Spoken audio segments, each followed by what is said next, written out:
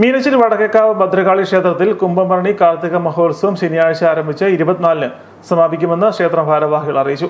മീനച്ചി താലൂക്കിലെ തന്നെ ഏറ്റവും പഴക്കമുള്ള ക്ഷേത്രങ്ങളിലൊന്നാണ് മീനച്ചി വടക്കേക്കാവ് ശ്രീ ഭദ്രകാളി ക്ഷേത്രം. ഉഗ്രമൂർത്തിയായ ശ്രീ ഭദ്രകാളി അമ്മയാണ് ഇവിടുത്തെ പ്രതിഷ്ഠ. മണ്ഡലകാലത്തെ കളവെഴുത്ത് പാട്ടും വിഷുവിന് കുമ്പോട അഭിഷേകവും ഗരുഡൻ പറവയും ഗരുഡൻ തൂക്കവും കുംഭഭരണി മഹോത്സവവും ഇവിടെ നൂറ്റാണ്ടുകൾക്ക് മുമ്പ് തന്നെ നടന്നുകൊണ്ടിരുന്നതാണ്.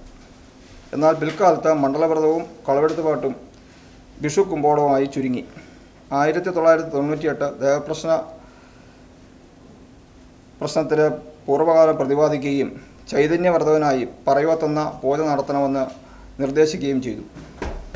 അതും പ്രകാരം 2007 പറയവത്ത് നടത്തുകയും അതിനുശേഷം പൂർവ്വകാലത്തെ പോലെ തന്നെ കുംഭഭരണി മഹോത്സവം പ്രൗഢഗംഭീരമായി ആഘോഷിക്കാൻ തുടങ്ങി.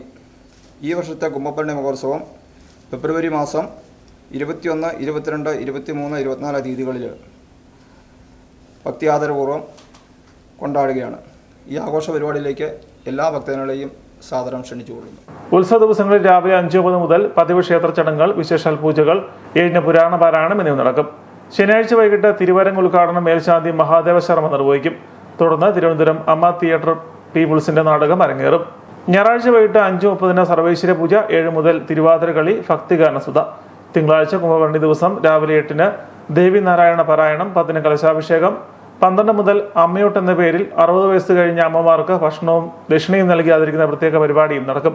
വൈകിട്ട് 6-ന് പൂവണ്ണി മഹാദേവ ക്ഷേത്രത്തിലേക്ക് എഴുന്നള്ളത്ത്, 7-ന് തിരിച്ചെഴുന്നള്ളത്ത്, ദീപാരാധന, 12-ന് കാർത്തിക വിളക്ക്. വാർത്താ സമ്മേളനത്തിൽ ക്ഷേത്ര ഭാരവാഹികളായ president Biju T D, secretary Satheesh Lal, MC Sreejith, PK Shibu എന്നിവർ പങ്കെടുത്തു.